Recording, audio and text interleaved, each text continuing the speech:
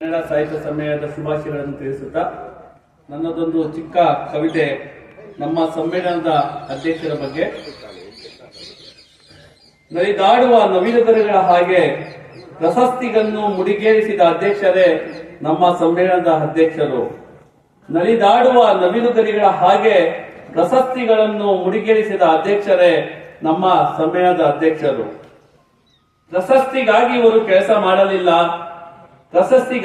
ಕೆಲಸ ಮಾಡಲಿಲ್ಲ, ಮಾಡಿದ ಕೆಲಸಕ್ಕೆ ಪ್ರಶಸ್ತಿ ಹುಡುಕಿಕೊಂಡ ಬಂದ ಅಧ್ಯಕ್ಷರೇ ನಮ್ಮ ಸಮ್ಮೇಳನದ ಅಧ್ಯಕ್ಷರು.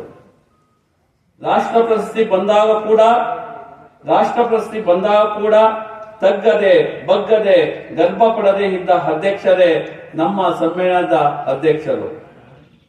ಸಾವಿನ ಹಂಚಿನಲ್ಲಿ ಸ್ವರ್ಗಕ್ಕೆ ಬಾಗಿಲು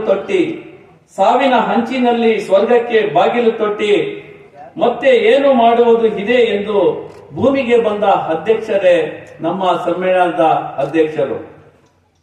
ಹಲವಾರು ವರ್ಷಗಳಿಂದ ಕೈ ಬರಹವೇ ನಮ್ಮ ಸ್ಫೂರ್ತಿ ಎಂದ ಅಧ್ಯಕ್ಷರೇ ನಮ್ಮ ಸಮ್ಮೇಳನದ ಅಧ್ಯಕ್ಷರು. ಸಮಾಜಕ್ಕಾಗಿ ಜೀವನ, ಸಮಾಜವೇ ನನ್ನ ಕುಟುಂಬ ಎಂದು ಬಾಳಿದವರು ನಮ್ಮ ಸಮ್ಮೇಳನದ ಅಧ್ಯಕ್ಷರು. ಕನ್ನಡವೇ ನನ್ನ ನುಡಿ, ಕನ್ನಡವೇ ನನ್ನ ಉಸಿರು, ಕನ್ನಡವೇ ನನ್ನ ಬದುಕು ಎಂದು ಬಾಳಿದವರೇ ನಮ್ಮ ಸಮ್ಮೇಳನದ ಅಧ್ಯಕ್ಷರು.